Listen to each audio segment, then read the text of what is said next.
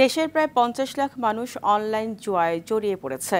মারাত্মক ঝুঁকির মধ্যে রয়েছে উঠতি বয়সী থেকে বয়স্ক ও অবসরপ্রাপ্ত, যা উদ্বেগজনক।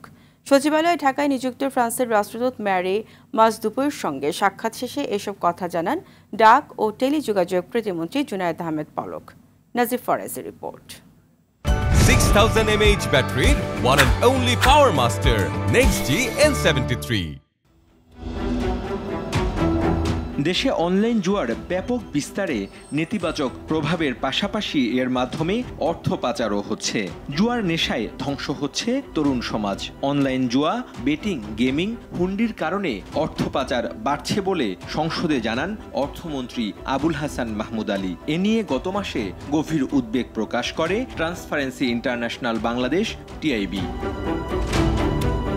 দেশে অনলাইনে জুয়া ছড়িয়ে পড়ায় উদ্বিগ্ন ডাক ও টেলিযোগাযোগ প্রতিমন্ত্রীও। তিনি জানান, অবৈধ জুয়া ও বেটিং সাইট বন্ধে তৎপর সরকার। এবং এটা মারাত্মক ঝুঁকির মধ্যে আমাদের বিভিন্ন বয়সের ছেলেমেয়েরা পড়ছে, এমনকি অনেক বয়স্ক রিটায়ার্ড পার্সনও এর মধ্যে আসছে। সো আমাদের যেই তথ্য উপাত্ত বিশ্লেষণ করে আমরা দেখছি যে প্রায় ৫০ লক্ষ মানুষ কিভাবে যেন এই একটা অবৈধ জুয়ার সাইটগুলোর সাথে জড়িয়ে গেছে। এরই মধ্যে ২৬০০ জুয়ার সাইট বন্ধ করা হয়েছে। সাইটগুলো পুনরায় চালু ঠেকাতে প্রযুক্তির সক্ষমতা বাড়ানো হচ্ছে।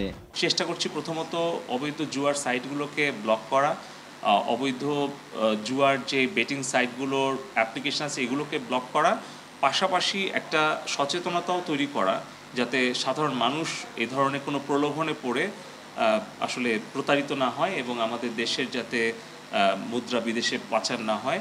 এর আগে ঢাকায় নিযুক্ত ফ্রান্সের রাষ্ট্রদূত মেরি মাজদুপুই সচিবালয়ে ডাক ও টেলিযোগাযোগ প্রতিমন্ত্রী জুনায়েদ আহমেদ পলকের সঙ্গে সৌজন্য দেখা করেন। প্রতিমন্ত্রী জানান, স্যাটেলাইট প্রযুক্তি স্থাপনে ফ্রান্সের সহযোগিতার প্রস্তাব বিবেচনা করছে বাংলাদেশ। একই সঙ্গে এয়ারবাস বিক্রির প্রস্তাবেও দেশটির সঙ্গে অগ্রগতিমূলক আলোচনা হয়েছে। সাইবার নিরাপত্তায়ও ফ্রান্স সহযোগিতা করতে আগ্রহ দেখিয়েছে।